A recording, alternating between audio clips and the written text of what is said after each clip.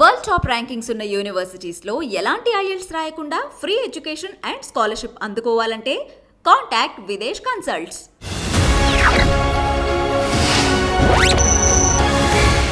Doctor Samaram అనగానే తెలుగు రాష్ట్రాలు గుర్తొచ్చే సెక్స్ ఎడ్యుకేషన్. సెక్స్ గురించి మాట్లాడాలంటేనే మన దేశంలో ఒక ట్యాబు. మీరు ఎందుకు దాని గురించి మాట్లాడాల్సి వచ్చింది, ఎందుకు రాయాల్సి వచ్చింది? నేను టీనేజ్లో ఉండగా ఒక కేసు మా నాన్నగారు చూసిన. నాన్నగారు ప్రొఫెసర్ ఆఫ్ బయాలజీ కనుక అది అప్పుడు హ్యావీలీ కిల్స్ అనే పుస్తకం ఉంటే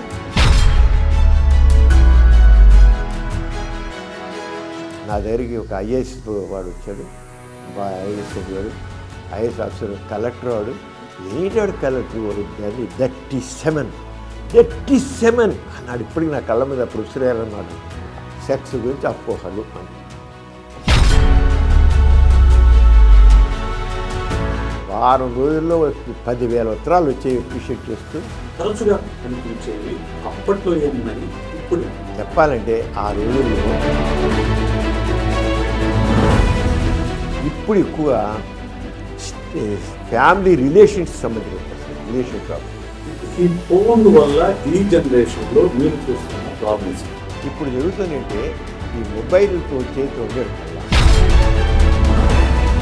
ఇప్పుడు యూత్ చాలా ఇదిగా ఉంది. అయితే అంటే అంత ధైర్యంగా చెప్పలేట్లే కానీ గాంధీ గారి అంటే అప్పుడు స్టార్ హార్ట్ అసలు అందరు చెప్పాడు ఈ పెళ్ళి నేను చేస్తాను, నాన్నగారు నీ పేరు నీ చేస్తాను, గాంధీ గారు చేస్తాను, నాన్నగారు వద్దున్నారు. జవహర్లాల్ నెహ్రూ వచ్చి మా పెద్దకి పెళ్లి చేశాడు. Hi, hello, welcome to iDream Media. Welcome to my show interview with psychologist Vishesh. ఈరోజు మనం కలుసుకోబోయే వ్యక్తి గురించి ప్రత్యేకంగా చెప్పాల్సిన అవసరం లేదు. ఆయన పేరు చెప్తేనే తెలుగు రాష్ట్రాల్లో తెలుగు ప్రజల్లో వెంటనే గుర్తుపడతారు. ఆయనే డాక్టర్ జి. సమరం గారు. మీకు అందరికీ తెలుసు, ఒక తరానికి ఆయన మార్గదర్శి. ఇంకా చెప్పాలంటే తెలుగు రాష్ట్రాల్లో సెక్స్ ఎడ్యుకేషన్ని తొలిసారిగా ఇంట్రడ్యూస్ చేసిన వ్యక్తి. 85 ఏళ్ల వయసులో కూడా నిరంతరంగా ప్రజలకు వైద్యం చేస్తూ చాలా యాక్టివ్గా ఉన్న డాక్టర్ గారి గురించి, ఆయన జీవితం గురించి, అలాగే ఆయనలో ఉన్న భిన్న కోణాల గురించి ఈరోజు మనం తెలుసుకుందాం. నమస్కారం. సో మీరు డాక్టర్ సమరం అనగానే తెలుగు రాష్ట్రాలు గుర్తొచ్చే సెక్స్ ఎడ్యుకేషన్, దాని తర్వాత మిగతా అన్నీ కూడా. మీరు ఎప్పుడు, ఎందుకు అంటే సెక్స్ గురించి మాట్లాడాలంటేనే మన దేశంలో ఒక ట్యాబు. అది మాట్లాడడం అనేది ఎవరో చెప్పడం మాట్లాడాలి. మీరు ఎందుకు దాని గురించి మాట్లాడాల్సి వచ్చింది, ఎందుకు రాయాల్సి వచ్చింది? మా కుటుంబం నేపథ్యం చెప్పినట్లయితే నేను ప్రముఖ నాస్తికులు, సంఘ సంస్కర్త గోరా గారి కుమారుడు. నేను టీనేజ్లో ఉండగా ఒక కేసు మా నాన్నగారి దగ్గరికి వచ్చింది. అంటే సంఘ సంస్కృత కనుక రకరకాల సమస్యల వాళ్ళు మనుషులు నాన్నగారి దగ్గరికి వచ్చేవాళ్ళు. అప్పుడు నాకు ఎంత ఒక 16 ఏళ్ళు 15 ఏళ్ళు ఉంటాయి అంతే. ఒక వ్యక్తి గుడివాడలో ఏఎన్ఆర్ కాలేజీలో చదువుకుంటున్నాడు. అతను పెళ్ళయింది. అతను మొదటి రాత్రి పెళ్ళైన శోభన రాత్రి ఆ పెళ్లి కూతురు శోభన అడుగు పెట్టగానే కాళ్ళ మీద పడిపోయి నన్ను క్షమించు, నేను మా నాన్నగారికి చెప్పలేకని పెళ్లి చేసుకున్నాను, నేను హస్తప్రయోగం చేశాను, అంతే నేను నపుంసకుడిని అయిపోయాను, నేను పనికిరాను, కానీ నేను చేసిన నేరానికి నిన్ను టచ్ చేయకుండా ఇప్పుడు నాకు 2 ఎకరాల పొలం ఉంది, ఆ 2 ఎకరాలు నీకు రాసిస్తున్నాను అని పెట్టేసి కాగితాలు పెట్టేసి నాకు క్షమించి చెప్పేసి ఆ రాత్రే ఆ గది నుంచి వెళ్ళిపోయి మళ్ళీ అతను బయట పారిపోకుండా నేను చేసిన పనికి పశ్చాత్తాపంగా నేను ఏ కాలేజీలో చదువుకున్నానో ఆ కాలేజీ దగ్గరే ఒక సైకిల్ షాప్ పెట్టి ఆ సైకిల్ షాప్ రిపేర్ చేసుకుంటూ నేను ఎంత భయంకర తప్పు చేశాను నేను. అంతే నా తప్పుని అందరికీ చెప్పాలి, ఎవరు చేయకుండా ఉండాలని చెప్పి అక్కడ సైకిల్ షాప్ పెట్టి అందరు షాక్ తిన్నారు. ఏంట్రా నిన్నటిదాకా కాలేజీలో చదువుకున్న కుర్రవాడు సైకిల్ షాప్ పెట్టి కూర్చున్నాడు, ఇది ఏమిటి ఇదంతా వీడు అని అనుకుంటే నేను ఇలాంటి జరిగిందని చెప్పాడు. అప్పుడు కాలేజీలో లెక్చరర్స్ నువ్వు ఇలా కాదు, నువ్వు చాలా తప్పని చేసావు, గోరా గారు నా విజయవాడలో తీసుకెళ్తాను, నేను ఏదో అక్కడ డాక్టర్లు చూపిస్తారు అని చేత తీసుకొచ్చాను లెక్చర్స్.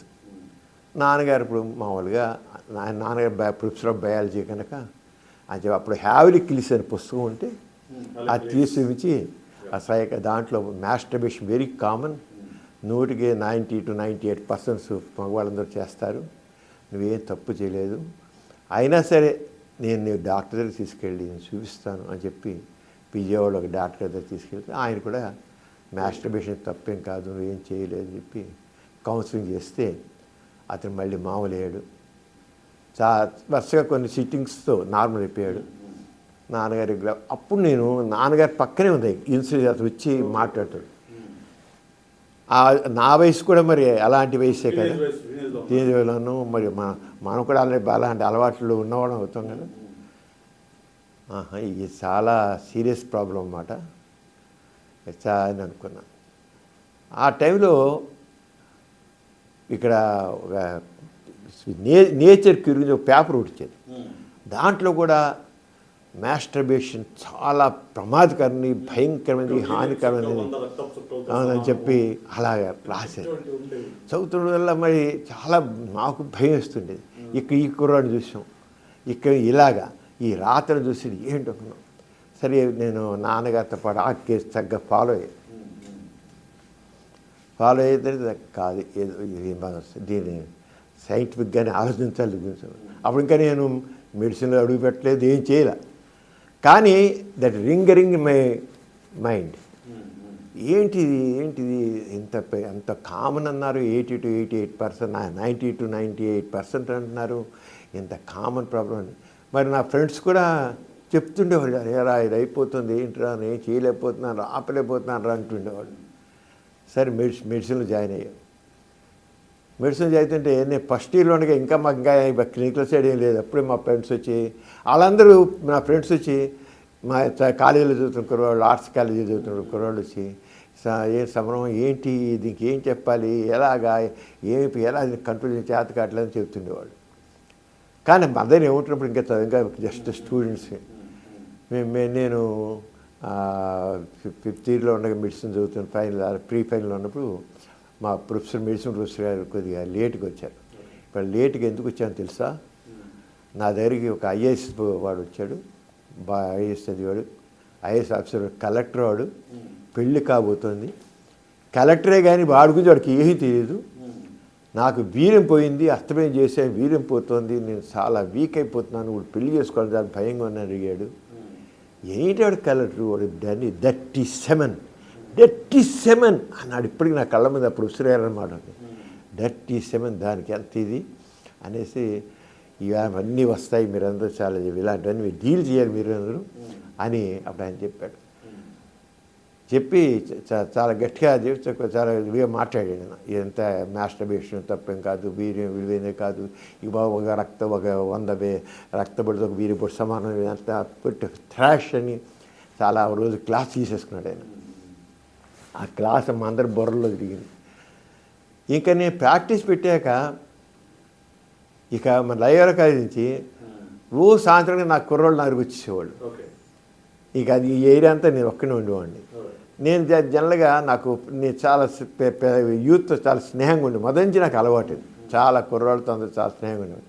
అందరూ వచ్చి ప్రతివాడు చెప్పేవాడు, ఇలా చెప్పాడు, నాకు వచ్చిందనేవాడు, నాకు వీర్యం పోతుండేవాడు, అస్తమయం చేస్తుండేవాడు, స్వప్నకాలం ఇవన్నీ చెప్తుండేవాళ్ళు. అప్పుడు నేను ఇక లాభం లేదని దాని గురించి స్టడీ బలెట్టాను. అప్పుడు ఇప్పుడు ఈ సాహిత్యం లేదండి, ఇప్పుడు అందరికీ అందుబాటులో ఉంది, అప్పుడు ఏం లేదు, అందుబాటులో లేదు. నాకు అసలు ఇవన్నీ చెప్తే చూసేది కింద పడ్డా మీరు తెలుసుకున్నా, చాలా నాకు థ్రస్ట్ దాని నుంచి చాలా ఎక్కువైంది తెలుసుకున్నాను. ఆల్ ఇండియా రేడియోలో నేను రెగ్యులర్గా నా టాక్స్ వస్తుండేవి. ఒక రోజున చెప్పా, ఏమండి ఇది చాలా బర్నింగ్ టాపిక్, ఇది మాస్టర్బేషన్ గురించి, వీర్యం గురించి ఓ టాపిక్ చేసి మాట్లాడదామని చెప్పి మా టాపిక్ ఇచ్చా, సెక్స్ గురించి అపోహలు అని. ట్రెమండస్ రెస్పాన్స్ వాళ్ళు చెప్పారు. ఫస్ట్ ఎపిసోడ్ ఒక పబ్లిక్లో దాని మీద మాట్లాడింది. నేను చేసి వాళ్ళు 1974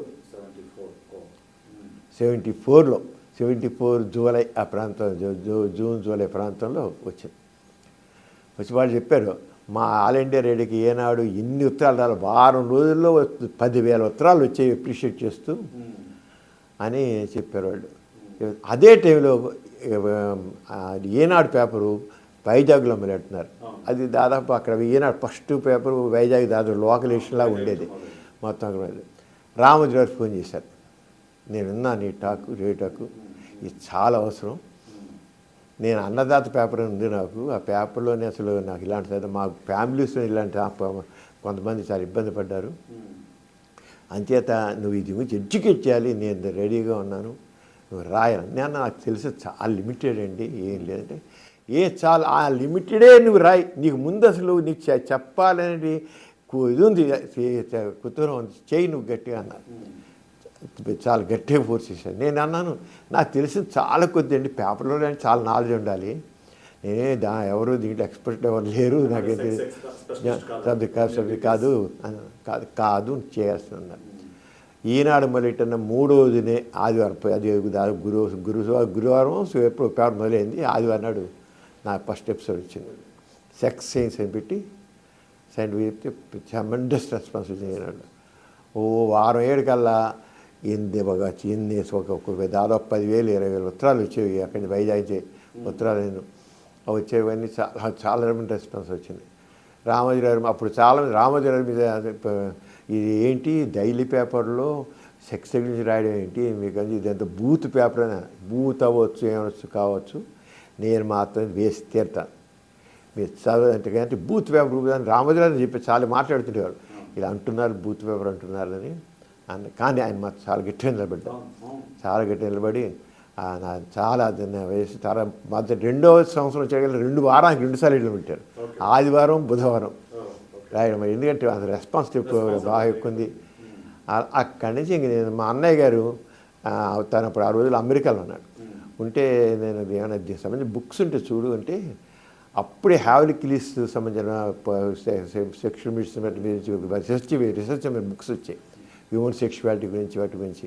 అలా కిన్సే పరిశోధన, ఆ పుస్తకాలన్నీ అమెరికా నుంచి పంపించారు. అక్కడి నుంచి మాస్టర్ జాన్సన్ది కిన్సే పరిశోధన చేశారు, బాగా స్టడీ చేశాను. అక్కడి నుంచి నా జర్నీ స్టార్ట్ అయింది విషయంలో. ఇంకా అప్పటి నుంచి ఇంక జరుగుతుంది సంవత్సరాల పాటు అయిన తర్వాత మా టీవీ మొదలెట్టిన కొద్ది వారాల్లోనే మా టీవీలో మొదలెట్టారు రాసేవాళ్ళు. సంబరం సమయం పెట్టి వారం ఒకసారి శనివారం రాత్రి 12 గంటలకు వేసేవాళ్ళు. 12 గంటలకు వస్తే ఏం చూసేవాళ్ళు జనాలు అప్పుడు మా టీవీలో, బిగినింగ్లోనే అది చాలా అప్పుడు ఇప్పుడున్న మా టీవీలా కాదు, మామూలు ఇప్పుడు సిటీ కేబుల్లా ఉంటుంది, అలా ఉండేది మా టీవీ మొదలెట్టిన రోజుల్లో. అలా పెడితే నేను అదే రోజుల్లో అంటే రెస్పాన్స్ చూసాను ఉండేది. నేను జన విజ్ఞాన వేదిక వాళ్ళు మూఢనమ్మకాల మీటింగ్ పెడితే ప్రకాశం జిల్లా దర్శి విలేజ్ వెళితే దర్శి విలేజ్ వెళితే వాళ్ళు సినిమా పెడితే ఆ మీటింగ్ తీసుకెళ్తూ 6 గంటల ప్రాంతంలో సినిమాల దగ్గర తీసుకెళ్ళి శనివారం అది తీసుకెళ్ళి ఒకసారి హాల్లో తొంగి అన్నారు. హాల్ ప్యాక్డ్గా ఉంది, ఎందుకు ఇలా చూడండి అంతే అని. ఎలా ఉంది, ఫుల్గా ఉంది సినిమా పిల్లలు. మళ్ళీ అయిపోయింది, మళ్ళీ తిరిగి వస్తున్నాను. తిరిగి వస్తుంటే 11 ప్రాంతం మీటింగ్ అయిపోయి తిరిగి వస్తుంటే మళ్ళీ అదే హాల్లోకి వెళ్ళి చూడమన్నారు. చూడండి జనం 25 మంది 50 మంది ఉన్నారు. ఇందాడేమో ఫస్ట్ షోకేమో ప్యాకెట్గా ఉన్నారు, 25 మంది 50 మంది ఉన్నారు. ఏంటో తెలుసా, ఇవాళ శనివారం 12 గంటలకి మీ ప్రోగ్రాం వస్తుంది, అంచేత ఎవరు ప్రొపరేటర్గా చెప్పడం ఆ జనం అందరూ రావడం మానేశారు, సినిమాకి రావట్లేదు, మీ ప్రోగ్రాం వస్తుంది సినిమా చూడట్లేదని చెప్పారు.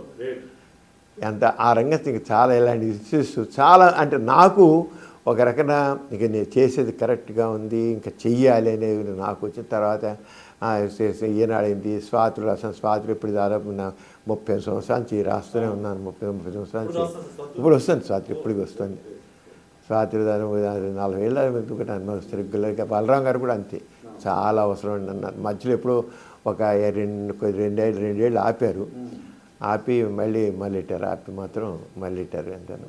ఇంకా ఆయన అన్నారు స్వాతి ఉన్నంతకాలం నీ ఆర్టికల్ ఉంటుంది, ఆపే పని లేదు ఇది, నువ్వు రాస్తూ ఉంటావు స్వాతి ఉన్నంతకాలం అని. అలాగే చేశారు. అక్కడి నుంచి నేను ఇక మా టీవీ అయిపోయింది, టీవీ ఫైవ్లో చేశాను, సిబిఆర్ హెల్త్ ఛానల్లో 7 సంవత్సరాల నుంచి వచ్చాను. ఈటీవీ లైఫ్లో మళ్ళీ రామోజీరావు గారు మళ్ళీ ఆ ఈటీవీ లైఫ్లో హెల్త్ ఛానల్ ఇది, దాంట్లో సుఖజీవనం పెట్టేసి దాంట్లో ఇప్పుడు వస్తుంది దాన్ని జరగదు. మీరు 50 ఏళ్ళుగా ఈ దీంట్లో పనిచేస్తున్నారు సెక్స్ ఎడ్యుకేషన్ మీద. మీకు వస్తున్న ఉత్తరాల్లో కానివ్వండి, లేకుంటే మీరు చూసిన కేసుల్లో కానివ్వండి, తరచుగా కనిపించేవి అప్పట్లో ఏమున్నాయి, ఇప్పుడు ఏమున్నాయి? చెప్పాలంటే ఆ రోజుల్లో హస్తప్రియం గురించి తెగుండేవండి వచ్చే ఉత్తరాలు. తర్వాత వీర్య నష్టం గురించి, ఒక వీర్య బొట్టు 100 రక్తబొట్లు సమానం అనే భావం ఎక్కువ ఉండేది. అంగ పరిమాణం, ఈ 3 చాలా ఎక్కువ అప్పుడు. ఈ తర్వాత స్మార్ట్ టీవీలో కూడా చాలా వచ్చేసి టీవీ ఫైవ్లో వచ్చేప్పుడు చాలా. ఇప్పుడు చెప్పాలంటే అసలు లేవని చెప్పాలి, జనం అసలు అడిగేవాళ్ళు లేరు. ఇప్పుడు ఎక్కువ ఫ్యామిలీ రిలేషన్స్ సంబంధించిన ఎక్కువ వస్తాయి. రిలేషన్ ప్రాబ్లం, భార్యాభర్తల మధ్య అనుబంధాలు సరిగ్గా, స్ట్రెస్ ఫ్యాక్టర్స్, రిలేషన్ ప్రాబ్లమ్స్ చాలా ఎక్కువ వస్తున్నాయి. ఎక్కువగా ఈ సాఫ్ట్వేర్ ఇంజనీర్స్ వాళ్ళు స్ట్రెస్ ఫ్యాక్టర్ చాలా ఎక్కువ ఉంటుంది.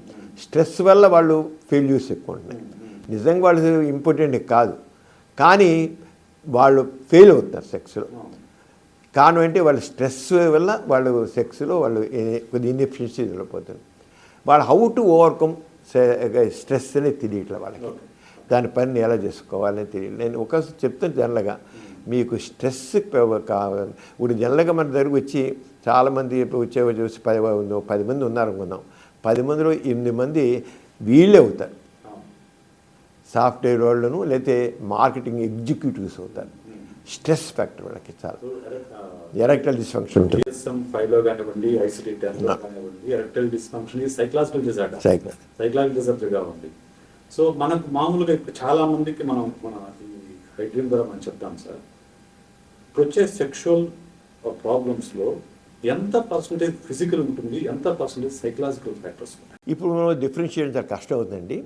ఇప్పుడు మనకి ఎక్కువగా మాత్రం ఇచ్చినట్లయితే సైకలాజికల్ ఎక్కువ ఉంటాయి, ఎక్కువ ఇస్తే సైకలాజికల్ ఉంటాయి. కానీ ఫిజికల్గా ఉన్న దాంట్లో కూడా హార్మోన్ డిఫిషియన్సీ ఉంది, ఒకసారి ఫెయిల్ అవుతారు, దాన్ని ఓవర్కమ్ అవుతారు. దానిగాను వయాగ్ర వచ్చిన తర్వాత ఈజీ అయిపోయింది, అసలు ఓవర్కమ్ చేయడం చాలా ఈజీ అయిపోయింది. కానీ అట్ ది సేమ్ టైం వాళ్ళలో ఉన్న సైకలాజికల్గా ఒక రకమైన నేను చేయలేను, నాకేదో నాలో ఈడీ వచ్చేసింది, ఎరెక్టైల్ డిస్ఫంక్షన్ వచ్చేసింది, నాలో ఇంపార్టెన్స్ వచ్చేసింది, ఒక ఆ సైకలాజికల్ ఎఫెక్టు వాళ్ళు చేయగలిగి ఉండి కూడా సెల్ఫ్ కాన్ఫిడెన్స్ అయిపోతుంది. మెయిన్గా సెల్ఫ్ కాన్ఫిడెన్స్ లేకుండా పోతాం. సెల్ఫ్ కాన్ఫిడెన్స్ ఉంటే సెల్ఫ్ మోటివేషన్ ఉండలేదు.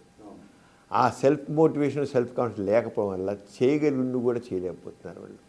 అంటే ఒక నిజంగా ఇప్పుడు ఎండోక్రైనల్ డిఫిషియన్సీ ఒక అంత ప్రధాన కారణం. వాస్కులర్ షుగర్ ఉన్న ఖచ్చితంగా డయాబెటీస్ పూర్వకాలం ఎక్కువైపోయిందండి, చాలా పూర్వకాలం నేను ప్రాక్టీస్ పెట్టిన వాళ్ళు 60 ఏళ్ళు సెకండ్ డయాబెటీస్ కాదు. ఇప్పుడు 20 ఏళ్ళ 20 ఏళ్ళకి 30 ఏళ్ళకి డయాబెటీస్ ఉంటుంది. చాలా ఒబేసిటీ ప్రాబ్లమ్స్ చాలా ఎక్కువైపోయాయి. ఈ ఒబేసిటీ వల్ల అసలు ఆశ్చర్యం, వాళ్ళు 25 ఏళ్ళు వాళ్ళు వస్తారు, పురుషాంగ బెల్లం పాస్టేస్ అంటాం, చర్మం మూసి పగిలిపోయి పుండి అయిపోయినట్లు ఉంటుంది, లేకపోతే సక్సెస్ నిప్పుకుంది, పరిచేస్తే షుగర్ ఉంటుంది. అంటే స్ట్రెస్ వల్ల డయాబెటీస్ చాలా ఎక్కువైపోయింది, చాలా ఎక్కువైపోయింది. అంచేత మెయిన్గా స్ట్రెస్ ప్రాబ్లం. ఈ స్ట్రెస్ ప్రాబ్లంకి నేను అనుకుంటుంది అంటే, ఒకటి ఎట్లయినా బాస్ యొక్క ప్రెషర్ ఎక్కువ ఉంటే స్కిల్స్ డెవలప్మెంట్, స్కిల్స్ తక్కువ ఉంటున్నాయి. స్కిల్స్ లేకపోవడం వల్ల వాళ్ళు టైం బౌండ్గా పనిచేయాలి, స్కిల్స్ తగినది డెవలప్ చేసుకోవట్లా. స్కిల్స్ లేకపోవడానికి వాళ్ళు ఫెయిల్ అవుతున్నారు. అంచేత ఎవరు ఏ ఒకేషన్ ఉన్నారో దాంట్లో స్కిల్స్ కావాలి. ఆ స్కిల్స్ లేకపోవడం వల్ల వాళ్ళలో స్ట్రెస్ డెవలప్ అవుతుంది. ఆ స్ట్రెస్ డెవలప్ అవడంతో అయిపోతుందంటే చేయలేకపోతుంది. చేయలేకపోయేకల్లా ఒక రకమైన డిప్రెషన్ డెవలప్ అవుతుంది. డిప్రెషన్ ప్రాబ్లం కూడా ఉంటుంది. ఈ రకంగా వాళ్ళు అవుతున్నారంటే మెయిన్గా ఆర్గానిక్ కాజెస్లో కూడా సైకలాజికల్ ప్రతి దాంట్లో కలిసి ఉంటుంది చెప్పాలి. అంచేది కేవలం మనం సెపరేట్గా ఇది హార్మోన్ డిఫిషియన్సీ, ఇది వాస్కులర్ డిఫిషియన్సీ డిఫెక్ట్ వల్ల ఉంది, లేకపోతే న్యూరలాజికల్ అని చేయడం కంటే సైకలాజికల్ ఎఫెక్ట్ ప్రతి దాంట్లో ఉంటుంది. కౌన్సిలింగ్ ఇంపాక్ట్, కానీ కౌన్సిలింగ్ యొక్క ఇంపార్టెన్స్ జనాలు గుర్తించట్ల ఇప్పటికీ. అవును. ఇప్పుడు మా హాస్పిటల్ ఉంది, సెపరేట్ యూనిట్ పెట్టాను, సైకాలజిస్టులు ఉన్నారు, అవును. స్కిల్డ్ సైకాలజిస్టులు ఉన్నారు. ఉన్నప్పటికీ కూడా మీరు వెళ్ళి చూపించుకుంటే మందులు రాసి చేయండి అంటారు. అది కావును కాదయ్యా నీకు అని ట్యాబ్లెట్లు వేసుకోవడం ఈజీ. అంతే. కౌన్సిలింగ్ అంటే వాళ్ళు రావాలి, అదే. ఆచరించాలి. అందుకని మందు రాసిస్తాం, రాసిచ్చిన సరే వచ్చి మందుతో సరిపోదు. అది మా చెబుతాను. కౌన్సిలింగ్ మైండ్ సెట్ వాళ్ళల్లో సరైన క్లారిటీ రావాలి. Counselling very important. కానీ అసలు కౌన్సిలింగ్ది ఇప్పటికీ అర్థం చేసుకోవట్లేదు. ఎంత ఎక్కడో బయటకు కూడా కాదు, హాస్పిటల్ ఏమైనా ఉంది అక్కడే చూపించుకుంటే కూడా మందు రాసేవాడిని, ఇంతే తప్ప ఆ కౌన్సిలింగ్ ఇంపార్టెన్స్ నేను మాత్రం చెప్తాను. కౌన్సిలింగ్ ఇంపార్టెన్స్ చాలా అర్థం చేసుకోవాలి, చాలా ఉంటుంది. ఎందుకంటే మైండ్ యొక్క యాక్షన్ సెక్స్ మీద చాలా ఉంది. మైండ్ సెక్స్ మీదే కదా, అన్నిటి మీద ఉంది, స్ట్రెస్ మీద చాలా ఉంది. చాలా ఉంది. ఎందుకంటే sex is not between two legs, Right. నీ మైండ్ లో ఉంటేనే నువ్వు చేయగలవు, అంటే అంతే. లేకుంటే చేయలేదు. Not between two thighs, between 2 years అని మనం చెప్తాం. అది అయితే అది తెలుసుకోవాలి. ఇక్కడ టైం కూడా పెట్టలేకపోతాం. మనుషులు బిజీ అయిపోయారు మనుషులందరూ. ఆ కౌన్సిలింగ్ అంటే అసలు చాలా మందులు అవసరం లేదండి. నేను అడిగితే సెక్చువల్ ప్రాబ్లమ్స్ చాలా మందులు అవసరం, చాలా మందులు అవసరం. కేవలం మనం కౌన్సిలింగ్ ద్వారా మనం వర్క్ చేయొచ్చు. కానీ అసలు దానికి ఎఫర్ట్ పెట్టట్లేదు మనుషులు. అది ఉంటుంది. సరే, ఇప్పుడు మీరు స్టార్ట్ చేసిన టైంలో మీరు చెప్పారు అప్పట్లో సెక్స్ ఎడ్యుకేషన్ తక్కువగా ఉండేది. ఇప్పుడు మా జనరేషన్లో మేము బుక్స్ చదివేవాళ్ళము చాటుమాటుగా. ఇప్పుడు ఈ జనరేషన్లో ఫోన్ వచ్చింది, everything is open. Okay, everything is at hand. Okay, ఇప్పుడు ఈ ఫోన్ వల్ల ఈ జనరేషన్లో మీరు చూస్తున్న ప్రాబ్లమ్స్ ఇప్పుడు జరుగుతుందంటే ఈ మొబైల్ చేతిలో ఉండేది కల్లా పోర్నోగ్రఫీకి సంబంధించి తెగ చూస్తున్నారు. చాలా మంది ఆడవాళ్ళు మగవాళ్ళ తేడా లేదండి, లేడీస్ కూడా చూస్తున్నారు. వాళ్ళు ఓపెన్ అవ్వట్లేదు. ఎందుకంటే నా దగ్గర ఓపెన్గా చెప్తారు. నా అదే మంది లేడీస్ ఓపెన్గా చెప్పేస్తారు, ఏదైతే దాచుకోరు. ఆడవాళ్ళు కూడా చక్కగా చూస్తారు. ఇద్దరు కలిసి కూడా చూస్తున్నారు. పోర్న్ వీడియో చూసేది ఏమంటున్నారంటే ఆ రంగం మనం చేయలేకపోతే భార్య చేస్తుందంటే అక్కడ మగవాడు అంత పోర్నర్లో వాడంత ఇదిగా అంత ఎఫెక్టివ్గా అంత చెప్తాడు. చూసుకుని 2 నిమిషాలు 6 నిమిషాలు పడిపోతుంది వీడియో. ఏంటి ఈడే మగవాడు అంటుంది అంటే. పూర్వకాలం భార్యాభర్తలు ఏదైనా ఆగేవాడు. ఎలా కాదు, ఫస్ట్ నైట్ ఫెయిల్ అయిపోతే వెంటనే ఇంపార్టెంట్ అని లెక్కట్టేస్తారు. 3వ రోజుకి పనికి రావడం తేల్చిపరుస్తుంది. అమ్మాయి తేల్చిపరుస్తాడు పనికి ఇంపార్టెంట్. వీడికి ఒక రకమైన భయం వల్ల కావచ్చు, లేదా స్ట్రెస్ వల్ల కావచ్చు, నిద్ర లేకపోవడం వల్ల కావచ్చు, పెర్ఫార్మెన్స్ యాంగ్జైటీ అవుతుంది. అసలు లెక్క చేయట్లేదు వీడు. లేడీస్ దీనికి ప్రధాన కారణం ఏంటంటే నేను అనుకోవడం మహిళా సాధికారత.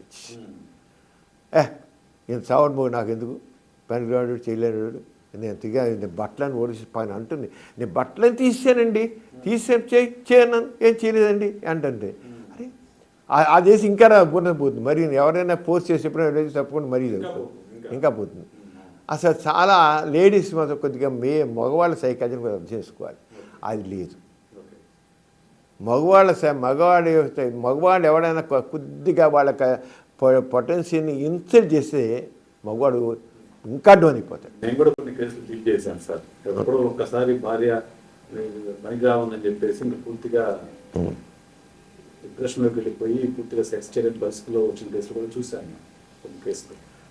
సో అయితే ఫోన్ వల్ల మీకు ఎక్స్పెక్టేషన్స్ పెరుగుతున్నాయి అంటున్నారు. చాలా ఎక్కువ గర్ల్స్ ఎక్స్పెక్టేషన్స్ పెరుగుతున్నాయి. సో ఇంకొకటి మనము మీ జనరేషన్లో కానివ్వండి, మీ జనరేషన్లో కానివ్వండి, పెళ్ళిళ్ళు అనేవి 14, 15 సంవత్సరాలకి 5 సంవత్సరాలు వెళ్ళిపోయాయి సార్. ఓకే, ఇప్పుడు పెళ్ళిళ్ళు అనేవి 30, 25 లోపు జరగట్లేదు. అసలు 25 తర్వాతనే పెళ్లి జరుగుతుంది. 30, 32, 33 అట్లా జరుగుతున్నాయి. ఇప్పుడు ప్రీమ్యారిటల్ సెక్స్ పెరిగింది, అలాగే లివింగ్ రిలేషన్షిప్స్ కూడా వచ్చాయి. సో దీన్ని మీరు ఎలా చూస్తారు? అసలు అప్పటికి ఇప్పటికీ ఈ జనరేషన్ గ్యాప్లో ఉన్న ప్రీమ్యారిటల్ సెక్స్ని యాక్సెప్ట్ చేయడం కానీ దీనివల్ల ఏమన్నా సమస్యలు వస్తున్నాయా? లివింగ్ రిలేషన్షిప్ ఎలా వస్తాయి? ఇప్పుడు యాక్చువల్ చెప్పాలంటే ఎవరికి అనుకుంటారండి. పూర్వకాలం మొగుడు కుట్టినా ఆడి పడి ఉండేది, ఎవరు తిట్టిన పడి ఉండరు. తిట్టడం కాదు, ఇన్సల్టింగ్ మాట్లాడినా పడి ఉండరు. ప్రతి వాళ్ళకి వాళ్ళ ఈగో ఉంది, సెల్ఫ్ అనేది వాళ్ళకి తప్పు ఉన్నది. అంచేత ఇప్పుడు లేడీస్ వాళ్ళు కూడా ఎడ్యుకేట్ అయిపోయారు. మగవాడితో సమానం అనుకుంటా, అనుకోరు కూడా, నేను దాన్ని తప్పకుండా ఎంకరేజ్ చేస్తాను.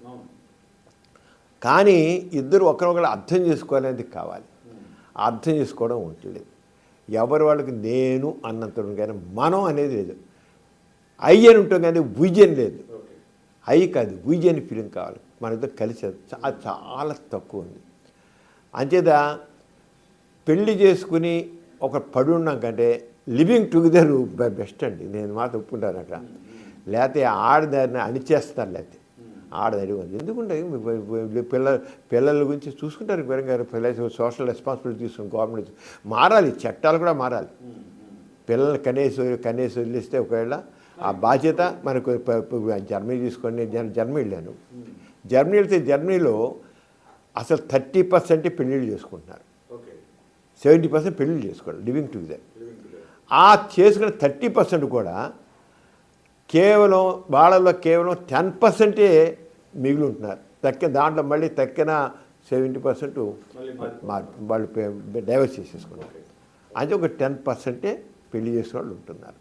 వాళ్ళు మాత్రమే లైఫ్ లాంగ్ ఉంటున్నారు. హ్యాపీగా ఉన్నారు వాళ్ళు. ఏ చక్కగా పిల్లలు చక్కగా ఉన్నారు.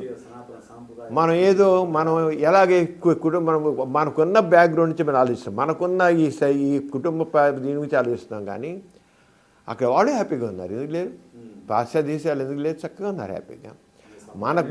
మనం ఏంటంటే ఉన్న దాని నుంచి కొద్దిగా బయటకు వెళ్ళి విషయాలు ఆలోచిస్తున్నట్లయితే అక్కడ మరి లేడీస్ సమానంగా ఈక్వల్గా వాళ్ళు ఇక్కడ రెస్పెక్ట్ పొందుతాం, మగవాడు సమానంగా ఇస్తారు. అంచేత మా చేంజింగ్ టైం ప్రకారంగా, చేంజింగ్ ట్రెండ్స్ ప్రకారంగా, చేంజింగ్ టైం ప్రకారంగా మనం యాటిట్యూడ్స్ కూడా మారాలి. అంటే చేంజింగ్ టైమ్స్, చేంజింగ్ ట్రెండ్స్ని మనం అడాప్ట్ చేసుకోవడం నేర్చుకోవాలి, తప్పదు.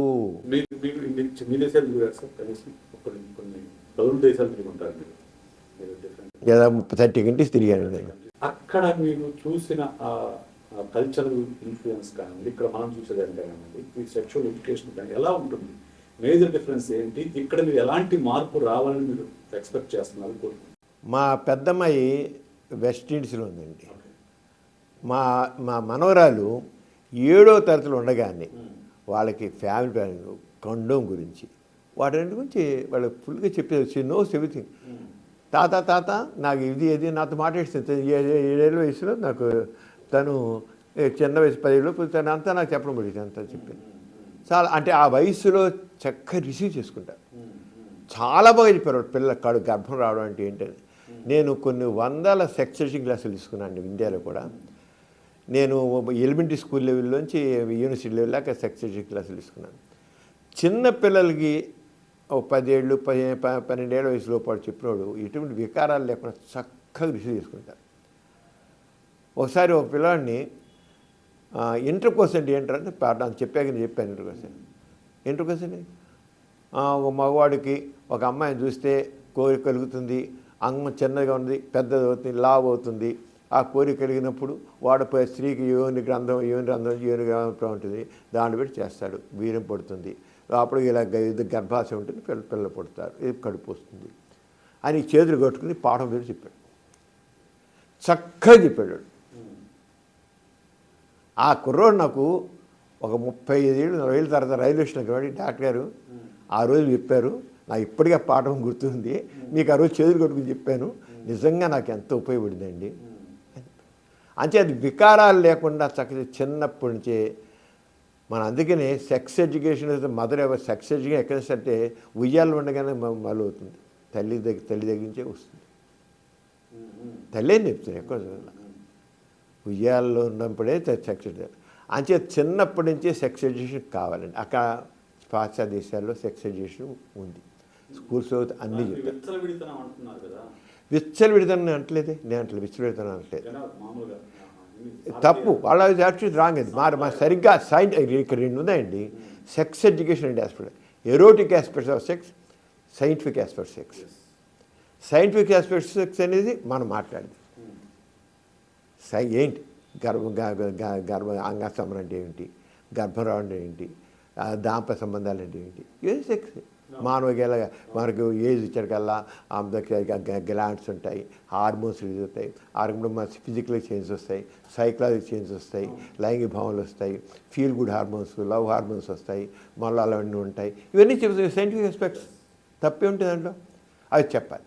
చెప్తే అలా కాకుండా ఏంటి చెప్పినప్పుడు ఈ మా శృంగారం మళ్ళీ మెల్లిన శృంగారం, అమలిన శృంగారం అంటాం మనం. మలిన శృంగారం అంటే అసభ్యంగా ఒట్టి మనుషుల్ని రెచ్చగొట్టేది అమలిన శృంగారం, మలిన శృంగారం.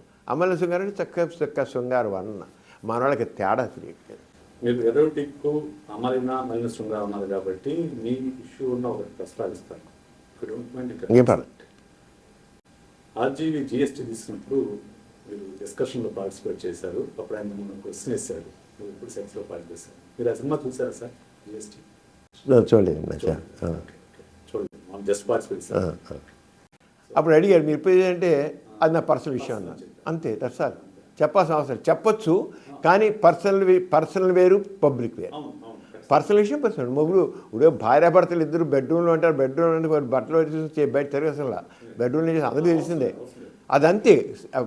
చాటు వేరు, సీక్రెసీ వేరు. చాటు వేరు, సీక్రెట్. అంచేత కొన్ని విషయం పబ్లిక్ అవసరంలా. ఆరంగానే మనం చెప్పే సైంటిఫిక్ సెక్స్ అనేది వేరు, ఒక ఊరికి అంగాంగ స్వంగరణలు చేసుకుంటూ రెచ్చగొట్టే విధంగా చెప్పడం వేరు. అది జనాలు గుర్తించలేకపోతే ఏంటంటే సెక్స్ ఈజ్ పవర్ అనే విషయం చెప్పాడు. అంతే. Sex is the power of a woman. అంటే use it, you like it, you can use it as you like అనేది అది మొత్తం కూడా స్క్రీన్ మొత్తం కూడా అదే ఉంటుంది. కాకపోతే బాడీ పార్ట్స్ అన్ని చూపించుకుంటూ ఎక్స్ప్రెస్ చేశారు కాబట్టి మన దగ్గర కనీసం ఖచ్చితంగా వచ్చింది. సో అది దట్స్ ఓకే సార్. సో ఇది ఒక సెక్సాలజిస్ట్గా, ఒక సెక్స్ స్పెషలిస్ట్గా సమరం గారికి ఉన్న ఒక పేరు ప్రఖ్యాతులు ఇప్పటివరకు మనం మాట్లాడుతున్నాం. సో దాంతోపాటు మీరు డాక్టర్గా కూడా మిగతా నేను మామూలు general practitioner, do all the surgeries and everything. నేను సర్జరీస్ అవన్నీ మామూలుగా చేస్తాను. నేను జనరల్ ప్రాక్టీషనర్. నాకు సెక్సాలజీకి సంబంధించిన కేసులు ఎన్ని ఉంటాయో, సెక్షువల్ మెడిసిన్ ఉంటాయో, దానికి డబ్బాలు త్రివులు నా జనరల్ మెడిసిన్ ఉంటాయి. నేను దానికి కూడా హార్ట్ కేసులు, డయాబెటీస్ కేసులు అన్నీ డీల్ చేస్తాను. దాని గురించి మాట్లాడతాను. ఎందుకంటే మీ హాస్పిటల్ నేమ్ కూడా వాసవ్య నర్సింగ్. వాసవ్య అంటే అందరికీ చెప్పండి సార్, కొంచెం ఈ జనరేషన్ తెలియదు. వాసవ్య అంటే వాస్తవికత, సంఘ దృష్టి, వ్యక్తిత్వం. వాస్తవికత అంటే ఏదైనా సరే సత్యం మీద ఉండాలి, రియలిస్టిక్గా ఉండాలి. అది వాస్తవికత. అంటే సంఘ దృష్టి, పిలో హ్యూమన్ బీయింగ్ నుంచి మనం కన్సర్న్గా ఉండాలి, సంఘ దృష్టి ఉండాలి. వ్యక్తిత్వం అనేది వ్యా అంటే వ్యక్తిత్వం. వ్యక్తికి గౌరవం ఉండాలి. నాకేంత గౌరవం కావాలనుకుంటున్నాను, మీకు అంత గౌరవం కావాలి. నాకే విలువ కావాలనుకుంటున్నా, మీకు ఆ విలువ కావాలి. అంతే నువ్వు ఎక్కువ ఒకటి తక్కువ కాదు. అంతే ఈ మూడు మా నాన్నగారు నాస్తికత్వం అంటే ప్రధాన సూత్రాలు 3 అని పెట్టారు. వాస్తవికత, సంఘదృష్టి, వ్యక్తిత్వం. ఎవరికి ఎవడు దాసోహం అవసరం లేదు. వ్యక్తిత్వం అనేది అంత వ్యక్తి దేనికి స్లేవ్గా ఉండాల్సిన పని లేదు. Man is supreme. ఆ స్లేవ్ మైండ్ అనే మనిషిని దాసోహం చేసి వ్యక్తిత్వం లేని మనిషిగా మారుస్తుంది. అంచేత ప్రతి వ్యక్తికి వ్యక్తిత్వం ఉండాలి, గౌరవం ఉండాలి, మర్యాద ఉండాలి. ప్రతివాడు వాడు గౌరవం ఉండాలి, ఇది వాడు గౌరవం ఇవ్వాలి. అంతే వాసవ్య అనే దాని మీద మా హాస్పిటల్ పెట్టాం. నేను అందుకే ప్రతి మా పేషెంట్ వస్తే నేను ప్రతిదీ వివరించి చెప్తాను, స్పష్టంగా చెప్తాను. దాంట్లో మాకు దాపరేకాలు పెట్టను. ఇది ఎందుకోసం చేసి ఇది చెప్తాను, ప్రతి ఒక్కరు చెప్తాను, వీరు ఎందుకు చెప్తాను. మీరు స్టేట్ ప్రెసిడెంట్గా చేశారు, నేషనల్ ప్రెసిడెంట్, నేషనల్ ప్రెసిడెంట్ చేశాను, జాతీయ అధ్యక్షుడిగా చేశాను. సో అలాగే చాలా కార్యక్రమాలు, ఐ క్యాంప్స్ కండక్ట్ చేశారు, ఎయిడ్స్ క్యాంప్స్ కండక్ట్ చేశారు, అలాగే చాలా మెడికల్ క్యాంప్స్ కండక్ట్ చేశారు. ఇటువంటివి చాలా కొన్ని సంవత్సరాలు, దశాబ్దాలుగా మీరు పని చేస్తున్నారు. About services. వీటిలో మీకు బాగా సంతృప్తినిచ్చిన ఏదన్నా ఒక గుర్తు వెంటనే ఈరోజు అంటే మనకు ఒక పని రోజు రెగ్యులర్ డ్యూటీ చేస్తూ ఉంటాం సార్, కానీ కొన్ని మనకు వాళ్ళు ఇచ్చే కాంప్లిమెంట్స్ కానీ వాళ్ళు ఇచ్చే మనకు సంతృప్తినిస్తాయి, అందుకనే గుర్తొస్తాయి. అటువంటి మీకు గుర్తొచ్చిన సందర్భం దాంట్లో నేను ప్రతి పనిలోనూ నేను ఒక తృప్తి పొందుతానండి. అది ఫస్ట్ థింగ్. నేను ఏ పని చేసి ఎంత చిన్న పని అయినా సరే ప్రతిసారి నేను పనిలో ఒక ఆ తృప్తి, ఆనందం పొందుతాను, సంతోషం పొందుతాను. ఎక్కడ దేనికి నేను విసుగు చెందాను. అది నా ప్రథమైనది. నేను వెయ్యోసారి ఆపరేషన్ చేసినా, చిన్న ఆపరేషన్ వెయ్యోసారి చేసినా సరే చాలా బాగా వచ్చింది కదా అంటాను. మనకు వచ్చింది కదా అని తృప్తి ఉంది. అంటే ప్రతిదీ పర్ఫెక్ట్గా మనం చేయాలి, ఏది ఈజీగా చేయకూడదు. నేను కరోనా టైంలో నేను అందరూ హాస్పిటల్స్ మూసారు, ఓ డబ్బులు రెండో సెకండ్ ఫేజ్ వచ్చేగల కొంతమంది లక్షలు సంపాదించారు. నేను మాత్రం కరోనా టైంలో ఒక్క నయపైస కూడా పుచ్చుకోకుండా కొన్ని వేల మందికి ఉచితంగా ట్రీట్మెంట్ చేశాను కోవిడ్ టైంలో. ఆ టైంలో మా చెల్లెలు కరోనా వచ్చి చనిపోయిన సొంత చెల్లెలు చనిపోయింది. అయినప్పుడు కూడా ఈ మామూలుగా మైగ్రెంట్ లేబర్స్ వాళ్ళ దగ్గర వెళ్ళి రోజు వెళ్ళారు, చూసి వాళ్ళు మందులు ఇచ్చి ఎలా చేసి గవర్నమెంట్ హాస్పిటల్ చేసి ఇక్కడ పేషెంట్ని హాస్పిటల్ పెట్టుకుని వీళ్ళందరికీ ఆక్సిజన్ పెడుతూ చేసి సీరియస్గా పంపించాక వెళ్ళి చూసి అలా చేశాను. నేను రెడ్ క్రాస్ కూడా డిస్ట్రిక్ట్ చైర్మన్ ఉన్నాను. రెడ్ క్రాస్ డిస్ట్రిక్ట్ 150,000 మందికి మెడిసిన్ కిట్స్ ఇచ్చాను. అంటే రెడ్ క్రాస్ ఉన్నాను, చాలామంది జనాలందరూ హెల్ప్ చేశారు. నేను నా సొంత దమ్మకాయ చేశాను. ఏమాత్రం ఎక్స్పెక్ట్ చేయకుండా నాకు ప్రెసిడెంట్ ఆఫ్ ఇండియా నాకు గోల్డ్ మెడల్ ఇచ్చారు. మొన్న July 17th I got gold medal from the hands of God. ఒక రకంగా చేశాను, అసలు ఎక్స్పెక్ట్ చేయలే. అలాగే అంతకంటే ముఖ్యం అదేమో కోవిడ్ టైంలోనే చేసిన దానికి ఇచ్చారు. మన November 1st ఏపీ గవర్నమెంట్ నాకు లైఫ్ టైం అచీవ్మెంట్ అవార్డు ఇచ్చారు. దాంట్లో వాళ్ళు మెన్షన్ చేసింది ఏంటంటే, ఎవ్వరూ చెప్పడానికి జంకుతునే విషయాన్ని ఆ సెక్సీ లైంగిక విజ్ఞానాన్ని తీసుకుని లైంగిక విజ్ఞానాన్ని కోసం ఎంతో కృషి చేశారు, అపోహలు తొలగించారు, ఎంతమందో జీవితాలు వెలుగు నింపారు, అలాంటి సంఘ సంస్కర్త అని చెప్పి నాకు government Andhra Pradesh life time achievement ఇవ్వాలి. తృప్తి అయితే తృప్తిగా నాకు నేను పెద్దాన్ని తృప్తి పొందుతాను కూడా ఎక్కువనే కదా, కొన్ని ఆథెంటిక్గా గవర్నమెంట్ సైడ్ నుంచి ఒక పెద్ద రికగ్నిషన్స్ అని చెప్పచ్చు. మీరు చేసిన సేవలకి పద్మశ్రీ ఎప్పుడు ఎక్స్పెక్ట్ చేయలేదు? నాకు ఇవి కూడా నేను ఎక్స్పెక్ట్ చేయకుండా వచ్చాయి కదా. నేను ఇవి కూడా నేను ఎక్స్పెక్ట్ చేయలేదు. లైఫ్ టైం అచీవ్మెంట్ కూడా నేను మాత్రం ఎక్స్పెక్ట్ చేయలేదు. మా కలెక్టర్ గారు ఫోన్ చేసి నీకు వచ్చిందని చెప్పారు. నేను ఎప్పుడు చేయలేదు. నాకు అసలు నేను అసలు అవార్డుల కోసం నేను ఏనాడు ప్రయత్నం చేయను. అది నా యొక్క ప్రిన్సిపల్ అంతే. నేను ఈ పద్మశ్రీలు అసలు చేయను. నాకు లేదు. నాకు ఒక్కటేనండి జీవితంలో నేను అనుకుంది అంటే పాజిటివ్గా ఆలోచించాలి. ఎప్పుడు పాజిటివ్గా ఉంచాలి. తోటివాడికి వీరెంతో సేవ చేస్తూ అందరూ ఆనందం పొందాలి. వాడు హ్యాపీగా ఉంటే నువ్వు హ్యాపీగా ఉండాలి. వాడు హ్యాపీగా లేకపోతే నువ్వు హ్యాపీగా ఉన్నా అది అర్థం లేదు. అదే నాకు ప్రిన్సిపల్ మాట. మా నాన్నగారి నుంచి మాకు నేర్చుకునేదే. నాకు మదర్ తెరీసా, మహాత్మా గాంధీ, మా నాన్నగారి ముగ్గురు నాకు ఎప్పుడూ ఆదర్శప్రాయాలు. మదర్ తెరీసా నుంచి సేవని నేను ఎప్పుడు స్ఫూర్తి పొంది ఆమె చేసిన సేవ కళ్ళారా చూశాను. విజయవాడ వచ్చి రోడ్డు పక్కన ఉన్న అనాథలు పట్టుకుని లేపి తీసుకెళ్ళి ఆగా నిర్మల హృదయాలు పట్టుకొని చేసి చూశాను, కళ్ళ చూశాను. నాన్నగారి ప్రస్తావన వచ్చింది కాబట్టి ఇప్పుడు మనం కొంచెం సేపు దీని గురించి మాట్లాడదు. ఎందుకంటే ఒక జనరేషన్లో ఆదర్శ భావాలు ఎక్కువగా ఉండేవి. ఓకే, నాస్తికత్వం ఒక ఉద్యమంలాగా తీసుకెళ్ళారు గోరా గారు. ఓకే, నేను ఇంకా కొంతమంది పేరు చివర గోరాన్ని పెట్టుకోవడం కూడా చూశాను. వాళ్ళ ఇంటి పేరు కాకుండా గోరాన్ని పెట్టుకోవడం అంతగా ఇన్ఫ్లుయెన్స్ చేశారు. కానీ ఈ రోజు ఉన్న జనరేషన్ చూస్తుంటే ఇప్పుడు మతం కులం విస్తృతంగా వ్యాపించి అసలు ప్రభుత్వాలు పార్టీలే మతాన్ని ఒక సాధనంగా చేసుకుంటున్న పరిస్థితిలో మనం కనిపిస్తుంది. అంటే మనము ప్రోగ్రెస్లో డిప్రెస్గా అవుతాం అనిపిస్తుంది. సమాజం కూడా డిప్రెస్ అవుతాం అనిపిస్తుంది. ఈ నేపథ్యంలో గోరా గారి గురించి ఖచ్చితంగా తెలుసుకోవాల్సిన అవసరం ఉంది ఈ జనరేషన్కి. కొంచెం నాన్నగారి గురించి మదర్ సరస్వతి గోరా గారి గురించి అసలు వాళ్ళు ఏ నేపథ్యం ఏంటి, వాళ్ళకి అసలు ఎవ్వరూ ఊహించని రోజుల్లో ఈ నాస్తికత్వం అనే దాన్ని ఒకదాన్ని తీసుకొని అసలు ఎలా స్టార్ట్ చేశారు. మీ అందరికీ పేర్లు కూడా విచిత్ర పేర్లు పెట్టారు. వాటి గురించి కొంచెం మన ప్రేక్షకులు చెప్తే ఈ జనరేషన్ కొంచెం బాగుంటుంది. నాన్నగారు అఫ్కోర్స్ సైన్స్ గ్రాడ్యుయేట్ అండి, బయాలజీ చేశారు. ఆయన బయాలజీ ప్రొఫెసర్గా ఉండేవారు. ఆయన మొట్టమొదటి పెద్దాన్ని ఎందుకు ఏమిటి ఎలా అని అది మొట్టమొదటి ఉంది ఆయనకి. లాజిక్ ప్రతిదీ సైంటిఫిక్ ఆలోచన, శాస్త్రీయ విజ్ఞానం, శాస్త్రీయ దృక్పథం అటువంటి ఉండేది. పెద్దాన్ని ఒక గ్రహణం వచ్చింది. గ్రహణం రోజు అందరూ ఏదో అందరూ గర్భిణీ స్త్రీలు ఇళ్లలో ఉండాలి, బయటకు వస్తే ఏదో అవుతుంది. సైన్స్ చదువుకున్నారు, గ్రహణం మురుస్తుంది. ఆయన చదువుకున్నారు, గ్రహణం ఏంటో తెలుసు, ఎలా ఏంటో గ్రహణం తెలుసు. ఈ గ్రహణం మురి అనేది మీనింగ్లెస్. ఇళ్లలో ఉన్న అర్థం లేనిది. మా అమ్మ గర్భిణి ఫస్ట్ డే ఉంది, కొలంబోలో ఉన్నారు. అక్కడ బుద్ధిస్టులు, క్రిస్టియన్స్ వాళ్ళందరూ బయట తిరుగుతున్నారు గ్రాండంలో, హిందువులు మాత్రం ఉన్నారు.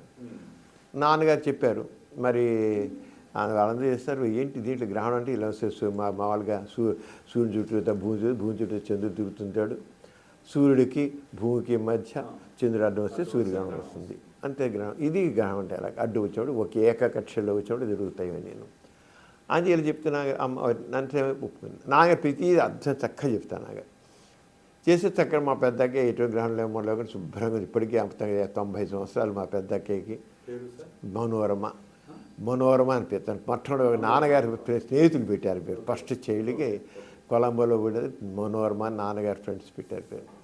తర్వాత అక్కడి నుంచి నాన్నగారు ఏం చేశారంటే ఇంకా ఆలోచించి చదివారు బాగా, ఏమిటి ఇవన్నీ ఇలాగేంటి, ఈ మతాలు ఏంటి, ఈ కులాలు ఏంటి, ఇదంతా ఏమిటి అనేది. అక్కడి నుంచి నాన్నగారి జంధ్యం, ఈ కులాలేంటి, ఈ జంధ్యం నాన్నగారు వేసారంటే పరమ సనాతన కుటుంబంలో పుట్టారు మా నాన్నగారు. మా తాతగారు మహాదేవ శంభో అని గోపరాజు వెంకట సుబ్బారావు గారు, కానీ మహాదేవ శంభో ఆయన పెద్ద శివభక్తులు. ఆయన 70 పైగా శివరాత్రులు చేశారు, చాలా గొప్ప చేశారు. ఆయన శివతాండం చేస్తే దద్దరిల్లా చేసేవాడు. ఆయనకి అనేక వందల మంది భక్తులు ఉండేవాళ్ళు. నాన్నగారు మరి అలా మొట్టమొదటి ఈయన కూడా శివతాండం చేసిన వాళ్ళే. అలాంటి వాళ్ళు ఏంటి ఇదంతాను ఇలాగనుకున్నారు. అక్కడి నుంచి ఎప్పుడైతే కొంచెం యోగాంతం ఉంటారో నాన్న తిరగబడి చేసి నాన్నగారు జంజం తీసివేశారు. తీసేగానే మా తాతగారు ఇంట్లో పంపించారు. నేను ఈ కులాలు ఇవన్నీ మా కల్పితాలు, ఈ డిఫరెన్స్ అగ్రకుల సూర్యులకు ఒప్పుకొని నేను అని చెప్పేసి అంటే చేసేసి నా తాతగారి ఇంటికి పంపున్నారు. 6 నెలల మా మొదటి చెల్ల బిడ్డని ఎంటేసుకుని నాన్నగారు బయటకు వచ్చారు. రాగానే అదే టైంలో ఆ పిఆర్ కాలేజీలో లెక్చరర్గా పనిచేస్తుంటే అప్పుడు ఒక రాతపత్రిక ఉండేది. ఆ విద్యార్థి రాతపత్రిక దాంట్లో దేవుడు లేదు అని ఒక ఆర్టికల్ రాశారు. అది బ్రహ్మ సమాజం పేపర్. అది దాంట్లో బ్రహ్మ సమాజం కాలేజీ అది. ఆ బ్రహ్మ సమాజం కాలేజీలోనే నాన్నగారు ఒక రాతపత్రుడు దేవుడు లేదు, దేవుడేదో భావం, దేవుడు మగాడేదో ఆడలేదు, దేవుడేదో ఒక అభిప్రాయం, అది దేవుడు లేదు అని రాశారు. రాసరికల్లా వాళ్ళు ఉద్యోగం తీశారు. తాతగారు ఇంట్లో పంపించారు. ఇక ఉద్యోగం ఊడిపోయింది. ఆ పిల్లలు వేసుకుని బయటకు వచ్చి ఒక స్నేహితులు ఇంటి మీద గడప మీద కూర్చున్నారు. అక్కడి నుంచి హరిజనవాడలోకి వెళ్ళారు. వచ్చిన సూర్యకాంతి పెట్టారు. ఆ పెట్టి అది ఒక సోషలిస్ట్ భావాలతో సూర్యకాంతి నడిపారు. మళ్ళీ ఉద్యోగంలో జాయిన్ అయ్యారు, వేరే విషయంలాగా. అక్కడ అడుగొడుక్కి నాన్నగారు ఉద్యోగంతో పడు కనీసం చివరికి నాస్తికత మాట్లాడగలేదు. బందర కాలేజీలో జాయిన్ అయ్యారు. జాతీయ బందర కాలేజీలో ఉద్యోగం నాస్తికత మాట్లాడగలేదన్నారు. ఉద్యోగం తీశారు. ఉద్యోగం తీశారన్నారు. ఆ రంగా ప్రతిదీ ఆయన నమ్మిన దాన్ని గట్టిగా సిద్ధాంతం పెట్టాడు. అంటే కులాల పేరు, ఆయన పేరు గోపరాజు రామచంద్రరావు నాన్నగారి పేరు. కులం మొత్తం మంచిగా ఉండకూడదు. అంటే గోపరాజు రామచంద్రరావు గోర అని పేరు మార్చేసుకున్నారు. ఇంటి పేరు తీసి పరిస్థితి అని తీసారు. కేవలం గోరాన్ని రిజిస్టర్ చేసేసుకున్నారు. అక్కడి నుంచి నాన్నగారు ఇంకా పేరు మా అందరి పేర్లు, మా పెద్దకి పేరు మాత్రం మనోరమని స్నేహితులు పెట్టారు నాకు ఉంది. మా రెండోసారి ఉప్పు సత్యాగం జరుగుతున్నలో మా లవణ పెద్దనే పెట్టారు, లవణం అని పెట్టారు. అప్పటికే గాంధీ గారి ప్రభావం నాన్నగారు వచ్చింది బాగా, స్వామి గారు. తర్వాత మా మైత్రికాయ పుట్టింది అక్కయ్య, గాంధీ ఇంపాక్ట్ మైత్రి పేరు పెట్టారు. తర్వాత గాంధీ గారు బేసిక్ ఎడ్యుకేషన్ ప్రవేశపెట్టారు, దాని విద్య అని పేరు పెట్టారు. దాని చెండుపాటి విద్యని విజయవాడ పార్లమెంట్ 2 సార్లు పార్లమెంట్ మెంబర్గా కూడా ఉంది. తర్వాత నాన్నగారికి అప్పుడు కాంగ్రెస్తో చాలా యాక్టివ్గా ఉండేవారు. అప్పుడు అన్ని రాష్ట్రాలు కాంగ్రెస్ విజయం సాధించి అప్పుడు విజయం అని పెట్టారు. నేను సెకండ్ వరల్డ్ వార్ 1939 అప్పుడు పుట్టాను. అంటే నవ్వే సమరం పెట్టారు. నా తర్వాత హిట్లరు, ముసోల్ని, స్టాలిన్ టైంలో మా తమ్ముడు నియంత్రణ పెట్టారు. మా నాన్నగారు మా ఫ్యామిలీ మెంబర్స్ అంతా జైలుకి వెళ్ళారు స్వాతంత్ర్యం కోసం. జైలుకి వెళ్తే అప్పుడు జస్ట్ స్వాతంత్ర్యం వచ్చే ముందు మా చెల్లెలు పుట్టింది మారు, తన డాక్టర్ మారు నాతో కలిసి పనిచేస్తారు. మారు అని పేరు పెట్టారు. చివరి చేయలేదు నవ్వు అని పేరు పెట్టారు. 9 పెట్టారు. మా నాన్నగారిలో మళ్ళీ హాస్యం ఉండేది చాలా సొంతంగా. ఇప్పుడు 9 పెట్టాను, తర్వాత ఏం పెడతారనే వాళ్ళు. నవ్వు పెడితే 10వ చేయలు పెడితే దశ పెడతాను, ఆ పైన బస్ అని పెడతానే వాళ్ళు. బస్ అని పెడతాను ఇంక అంతే, ఇంక అంతే అనేవాళ్ళు. సరే అప్పుడు 6 రోజులు అప్పుడు ఇంక ఆపరేషన్ లేవు, తల మొట్టమొదటి చేశారు, వ్యాసకి ఏం చేశారు. అది ఇంకా అలాగే మొత్తం ఇంకా నా అమ్మగారు నాన్నగారు మొత్తం కంప్లీట్గా ఈ స్వాతంత్ర్యంలో ఉన్నారు. సరే మా పెద్దకి వివాహం గాంధీ గారు నాన్నగారు చేశారు. మనం మాటలు చెప్పడం కాదు, ఈ కులాలు మతాలు కాదన్నాం. అంచేత ఒక అంటరాని వాడికి ఇచ్చి మా అమ్మాయిని పెళ్లి చేయాలి అనుకున్నారు. అంటే మా పెద్దక్కయ్యతో మాట్లాడారు, నేను ఇలా అనుకుంటున్నాను, ఒక అస్పృశ్యుడైన వాడితో ఇచ్చి పెళ్లి చేద్దాం అనుకున్నాను. ఎవరు చదువుకున్నా ఐఏఎస్ చదువుతున్నా ఐపీఎస్ కాదు, చదువుకున్నాడు కాదు, ఒక మామూలు హరిజనవాడలో ఉన్న వ్యక్తిని తీసుకొచ్చి నేను నీకు పెళ్లి చేస్తాను అంటే మా పెద్దకి ఓకే అని. ఒక హరిజనవాడలో వామరపాముల దాంట్లో హరిజనవాడలో నుండి ఒక వ్యక్తిని తీసుకొచ్చి అక్కడ ఆ హరిజనవాడలో పెళ్లి చేసి గాంధీ గారితో నాన్నగారి పరిచయం, నాన్నగారు గాంధీ గారికి మధ్య నాస్తికం బాగా జరిగాయి. గాంధీ గారు నువ్వు ఆవేశం చేస్తున్న ఎలా ఉంది ఇది, అలా కాదు, నేనే పెళ్లి చేస్తాను, ఇంకే పెళ్లి చేయను, ఈ పెళ్ళే చేస్తాను ఆశ్రమంలో అన్నాడు. అంటే గాంధీ గారు చేస్తాను కానీ అంచేత 2 ఏళ్ళు పరీక్ష చేస్తారు ఇద్దరిని. అంచేత మా పెద్ద బావ గారు నేను మా అక్కని 2 ఏళ్ళు హాస్టల్ ఉంచాను. అందరు చెప్పాడు ఈ పెళ్ళి నేను చేస్తున్నాను, నాన్నగారు నువ్వు చేయడానికి వీలేదు నా గాంధీ గారు చేస్తాను, నాన్నగారు వద్దన్నారు. ఎందుకంటే నువ్వు దేవుని పేరు ఇస్తావు, నేను దేవుని ఒప్పుకోను, నో దేవుని పేరు కొడతా, సత్యసాక్షిగా పెళ్లి చేస్తాను అంతే, అంతే దేవుని పేరు ఎక్కడా చూసిరా అన్నాడు. అందరికీ చెప్పాడు పెళ్లి చేస్తాను. ఆయన 1900 ఆయన మార్చిలో పెళ్లి చేసేది, నా జనవరిలో హత్య చేయబడ్డారు. అప్పుడు హత్య చేయబడి జవహర్లాల్ నెహ్రూ వచ్చి మా పెద్దకి పెళ్లి చేశాడు. Pandit Jawaharlal Nehru prime minister of India వచ్చి అప్పుడు మా పెద్దకే పెళ్ళి, ఆయన గాంధీ గారు చేసిన పెళ్ళి ఆయన నాన్నగారితో ఉండేవారు అంతే. ఆయన ఏం చదువుకోలేదు, ఆయన ఎస్ఎస్ఎల్సీ వెరీ కామన్ మ్యాన్ అంత చెప్పారు. కానీ నేనేమి ఉద్యోగం చేస్తున్న వాడిని కానీ ఐఏఎస్ ఐపీఎస్లు కానీ ఏ ఉద్యోగాన్ని పెట్టాను, సామాన్యం తీసుకొచ్చేస్తాను అని చెప్పేసి ఆ రంగా ఆయన చేశారన్నమాట. ఆ రంగా ఆయన చేశారు. మా ఇంట్లో మా ఇంట్లో అన్ని అందరూ మా ఇంట్లో ఉన్నారు. మా విశ్వ కుటుంబం, కులాలంటే అందరూ మనుషులే, మొత్తం భారతదేశంతో మా ఇంట్లో ఉంది. నిజమే కదా, మా ఇంట్లో అన్నీ ఉన్నాయి, అందరూ ఉన్నారు. మొత్తం మా నాన్నగారికి 80 మంది మనవులు ముని మనవులు అందరూ ఉన్నారు. నేను ఒక ప్రశ్న అడుగుతాను. ఇప్పుడు గోరా గారు అంటే నాస్తికత్వం అంటే గోరా గారి ద్వారానే మొదలైందని అంటారు భారతదేశం మొత్తం మీద. మీ ఫ్యామిలీలో ఎక్స్టెండెడ్ ఫ్యామిలీలో కానీ భక్తులు ఉన్నారా అండి? భక్తులు ఎవరు లేరండి, ఎవ్వరు. మా నాన్నగారికి మా పిల్లలకి వచ్చిన మా అల్లుళ్ళు కానీ కోడళ్ళు కానీ, మా పెద్ద వదిన మా లావణయ్య వైపు జాషువా కవి గారి కూతురు హేమలత లావణం గారు, అలాగే ఎవరు ఈ రోజులకు ఒక్కళ్ళేరు. ఎవరు నాన్నగారికి మా కొడుకులు కూతుళ్ళు మనవలు ముని మనవల్లాగా ఉన్నారు. 5 జనరేషన్స్ ఉన్నాయి. 5 జనరేషన్స్ ఒక్కడు కూడా ఇంతవరకు భక్తులు లేరు ఎవరు. అందరూ కూడా గోరగారి మాట. ఎందుకంటే నాస్తికత్వం అనేది ప్రాక్టికల్, మానవతావాదం మనిషి విలువ ఇచ్చేది, మనిషి గౌరవం ఇచ్చేది. అంచేత అసలు నాస్తికుడు అయిన వాడు ఎవడు కూడా నిజంగా నాస్తికుడు అయితే మాత్రం ఎవడు ఆస్తికుడు అవ్వలేడు. ఇంకోటి సార్, గాంధీ గారి అంటే అప్పుడు స్టార్ హార్ట్ అసలు గాంధీ గారితో అంత సన్నిహితంగా ఉన్న గోరా గారు వ్యక్తిగత వాదోపదాలు తీసి లెటర్స్ రాసుకున్న గోరా గారికి ఆ స్థాయిలో గుర్తింపు రాదని నేను అనుకుంటున్నాను. అసలు గుర్తింపు కోసం ఎవరు ఆ నాన్నగారు మేము ఎవరు కూడా కోరుకున్నారని నేను అంటలేదు. కానీ ఆ స్థాయిలో, ఎందుకంటే ఆ ఉద్యమం ఆ స్థాయిలో కొనసాగటం కానీ జరగలేదేమో అనిపిస్తుంది నాకు. నాస్తికత్వ ఉద్యమం తర్వాత అండి అంటే ఒక వ్యక్తి యొక్క వ్యక్తిత్వం అందరూ అంత వ్యక్తిత్వం అనేది అంత టాలెంట్ లేకపోవచ్చు, కానీ మీ ఎవరు చేయగల లెవెల్లో మేము చేస్తూనే ఉన్నాం. ఇప్పుడు నేను చేయగలంతా చేస్తున్నాను. మేము యూట్యూబ్ ఛానల్స్ పెట్టాను, 20 యూట్యూబ్ ఛానల్స్ పెట్టాను. దాంట్లో పాజిటివిజం గురించి హిందీ ఛానళ్ళు, ఇంగ్లీష్ ఛానళ్ళు, తెలుగు ఛానల్ 3 ఛానల్స్ ఉన్నాయి. ఎథిక్స్ సెంటర్ ఉంది, ఎథిక్స్ బులెటిన్ ఉంది. ఎత్తిది బిల్టన్లో రెగ్యులర్ నాస్తికత్వం చెబుతున్నాను చేస్తున్నాం. పుస్తకాలు వేసాం. మా లావణ్య వాళ్ళు చేశారు. లావణ్య అయితే మా పెద్దన్నయ్య వాళ్ళు అయితే శూర్పం దొంగల సంస్కరణ చేశారు, దేవదాసి చేశారు. తర్వాత అంటే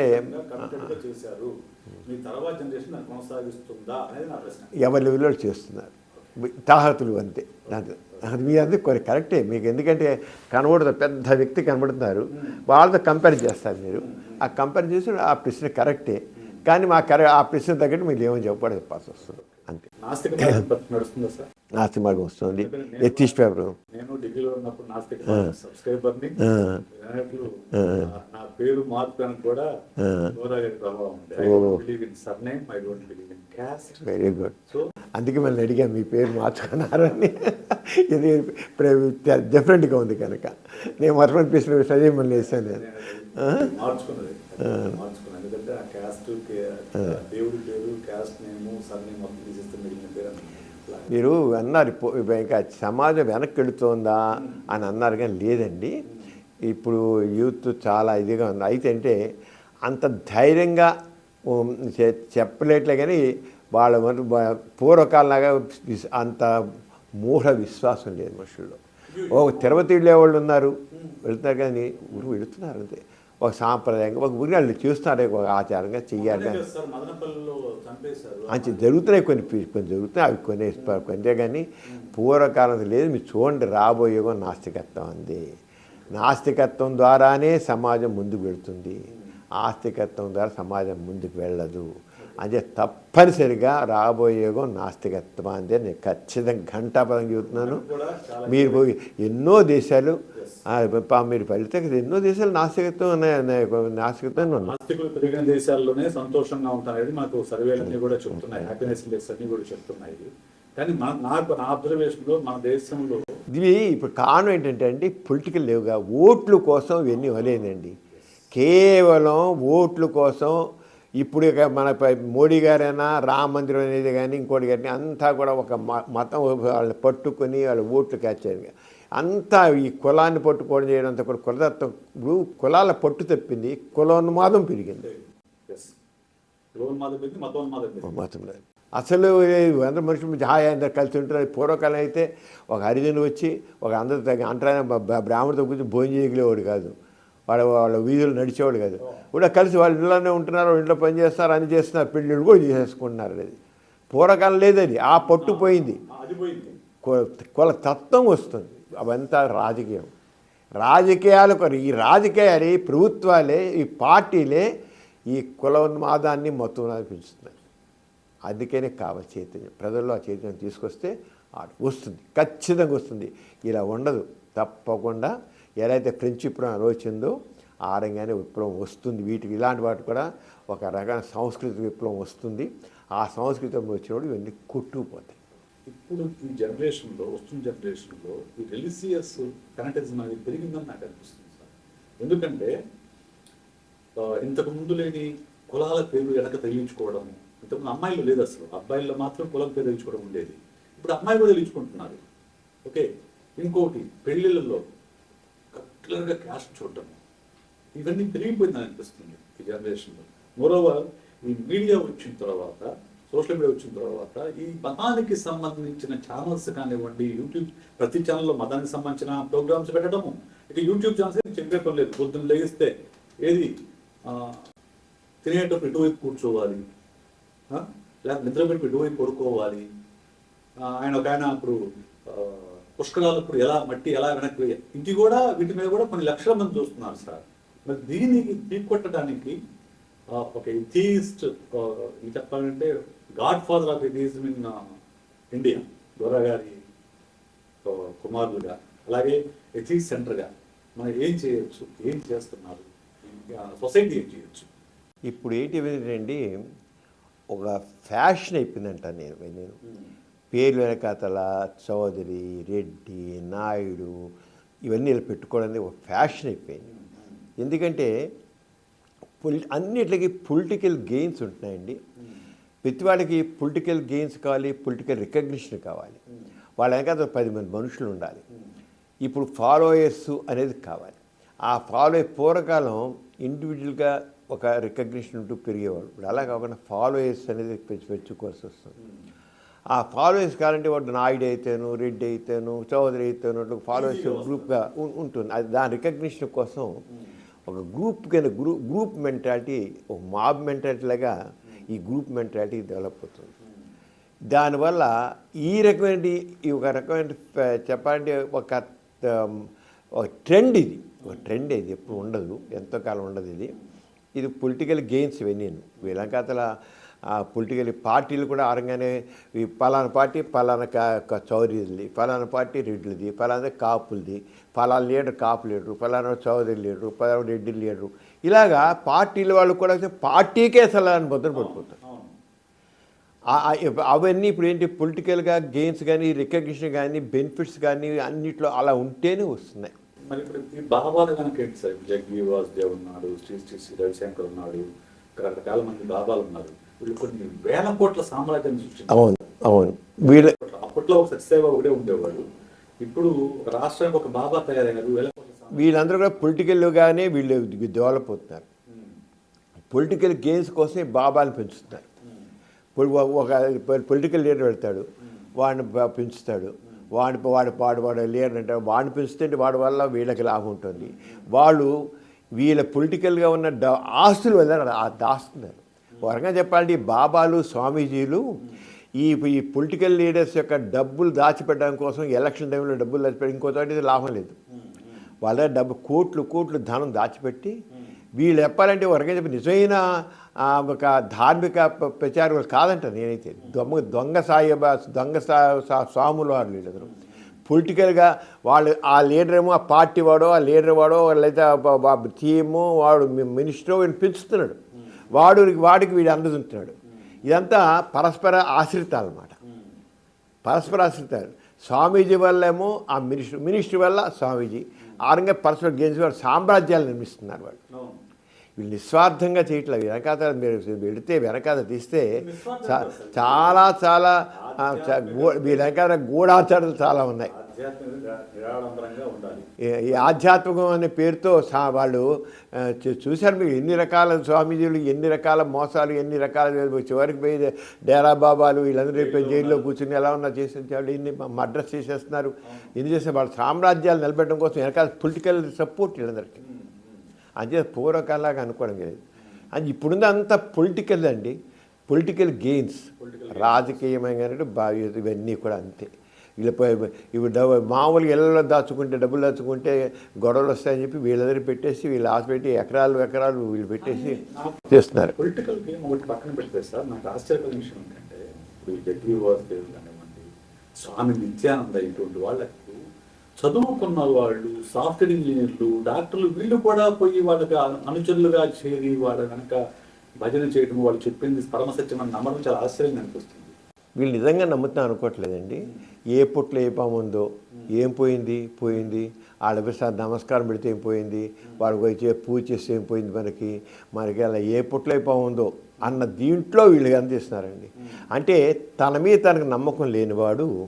ఇప్పుడు వీళ్ళు ఉన్నవాళ్ళు ఎవరు కూడాను ఒక వ్యక్తిత్వం ఉన్న మనుషులు కాదు. అలాగా ఒక కుక్క గొడుగులాగా అంటారు, అలాగ వచ్చేసి పైకి వచ్చేసేసి పైకి వచ్చేసి వాళ్ళ వ్యక్తిత్వం నిలబడడం కోసం వీళ్ళు పంట తీసుకుంటారు. నిజంగా వ్యక్తిత్వం ఉన్న మనుషులు వీళ్ళెవరు అవసరంలా. నిజంగా వ్యక్తిత్వం లేదు వీళ్ళకి. వాళ్ళు ఏదో గాలిపాటును వచ్చేసారు వీళ్ళంతే. గాలిపాటును వచ్చేసి వీళ్ళ అండ తీసుకుని ఎదుగుతారు. వాళ్ళు తెలుసు వాళ్ళకేం మనకేం లేదని. ఒట్టి దాంభికం ఇదంతా. నిజమైన వర్తన మనుషులు కాదు వీళ్ళు. ఆ డాంబికంతో ఉండి వీళ్ళందరూ గెయిన్ చేసుకుని వాళ్ళ ఆస్తులు నిలబెట్టుకున్నారు, వాళ్ళ పదవులు నిలబెట్టుకున్నారు, వాళ్ళ హోదాలు నిలబెట్టుకుంటున్నారు, అవన్నీ నిలబెట్టుకున్నారు. అందుకని వీళ్ళందరూ వస్తున్నారు. ఈ స్వామీజీలు కానీ, ఆశ్రమాలు కానీ ఇవన్నీ అందుకని ఉంటున్నాయి. అందుకు ఇవన్నీ కూలిపోతాయి, ఎంతకాలం ఉండవండి. జనాలు చైతన్యం అవుతున్నారు. ఈ ఊరికే పైన షోయే తప్ప ఏం కాదు. జనాలు బాగా అర్థమవుతుంది, ఏం ఉండవే. నేను ఇవాళ చూస్తున్నారు రాజ్యాలు ప్రభుత్వాలు ఎలా కూలిపోతున్నాయో. ఇవాళ చాలా గొప్ప ఉండే రెండు పగులు కూలిపోతున్నాయి. ఎందుకు మరి నిజంగా వాళ్ళు గొప్ప ఉంటే ఎందుకు పోతాయి? అంచేత అదేం లేదు. ఇవన్నీ కూడా నిజమైన ఒక రకమైన సైద్ధాంతిక భావజాలంతో వాటి ఒక బేస్ ఉండి వచ్చినవి కాదు. ఇవన్నీ కూడా అలాంటివి. ఏ ఒకటి కూడా సరిగ్గా లేదు. అంచేత ఇవన్నీ ఒకటి వాపే కానీ బలుపు కాదు అంటాను నేను. ఒకటి వాపే బలుపు కాదు. మీరు పాలిటిక్స్ ప్రస్తావన చేసుకొచ్చారు కాబట్టి ఇంతకుముందు నాకు ఎంత పాలిటిక్స్ లో భాగంగానే జరుగుతుందని చెప్పారు. సో మీ సిస్టర్ కూడా ఇక్కడ విజయవాడ పార్లమెంట్ సభ్యులుగా పనిచేసినారు కనపడి. అవునండి. సో మీరు కూడా ప్రజారాజ్యంలో కాలు చేశాను. అవునండి.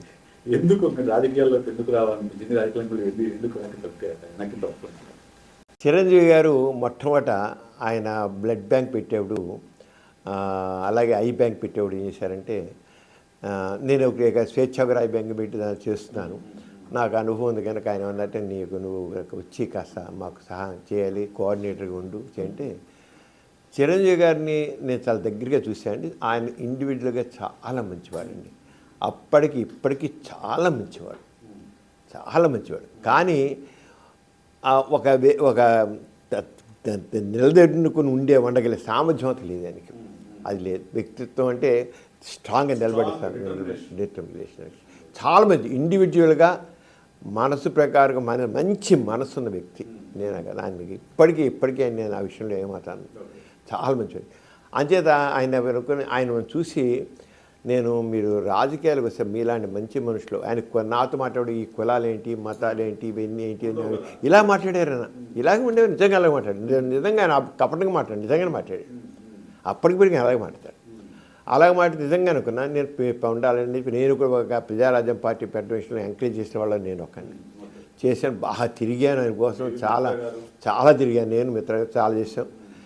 తిరిగిన తర్వాత నేను ఉన్న కొద్ది చూస్తే దాంట్లో తక్కిన వాళ్ళని చేరిపోయి దానికి ఒక కులాన్ని సమయం పార్టీలా చేసేసారు. చివరికి ఎంతవరకు వెళ్ళిపోయారంటే వాళ్ళు చాలామంది నన్ను కూడా నాయుడు గారు అని పిలవమని ఉంటారు. వాళ్ళ పార్టీని ఒక కులానికి ఆపాదించడమే కాకుండా దాంట్లో ఉన్న వ్యక్తులు కూడా నాయుడు గారే అని నన్ను నాయుడు గారు పిలిచారు. నాయనో ఇదంతా ఎంత మనం ఏ కులం లేని మతం లేని మానవులంతా ఒకటి అనుకోవడం, ఒక నాయుడు అని పిలిపించుకోవడం ఏంటి? నాయుడు నాకేం లేదండి, నాకేం కులం లేదు మతం లేదు, నేను మనిషిని నేను అంతే అంటే నాయుడు గారు ఉంటుండేవాళ్ళు.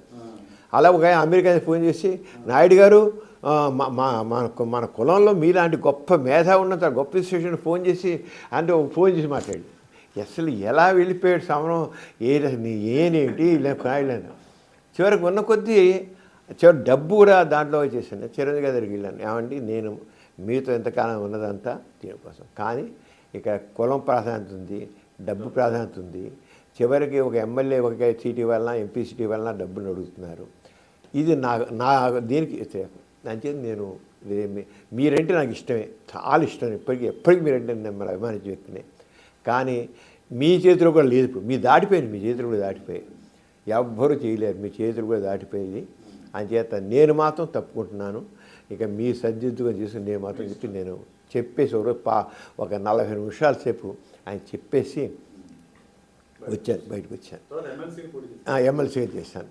ఎమ్మెల్సీ అక్కడ బాగా డబ్బు ప్రభావాన్ని చూశాను. గ్రాడ్యుయేషన్ కమిటీ దాంట్లో చేశాను. నేను చేస్తే అక్కడ చూశాను మనం ఓటర్స్ డబ్బులు పుచ్చుకుంటున్నారని అనుకుంటున్నాం కానీ గ్రాడ్యుయేట్స్ కూడా డబ్బులు పుచ్చుకున్నారు. నేను వెళితే ప్రతి చోట ఫలానా అయినా మాకు సెల్ ఫోన్ ఇస్తా అన్నాడు, మీకు ఓటు వేయాలి కానీ మీరు ఏమి ఇస్తారు మాకు అని అడిగారు.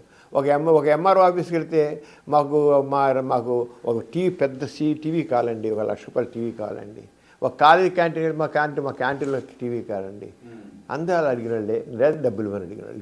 ఏమి ఫోన్లో డబ్బులు ఇవ్వని గ్రాడ్యుయేషన్ కాన్స్టిట్యూన్సీలో డబ్బులు వెళ్తున్నారంటే చివరికి నేను సెకండ్ వచ్చాను. నేను మరి 40 మంది క్యాండిడేట్స్ ఉన్నారు, నేను సెకండ్ వచ్చాను దగ్గర. కానీ సెకండ్ ఓటింగ్ ఉంది సార్ సమరం కానీ ఆ డబ్బులు పుచ్చుకున్నారు, డబ్బులు బాగా పుచ్చుకున్నారు. గెలిచిన డబ్బులు బాగా ఇచ్చాడు సార్.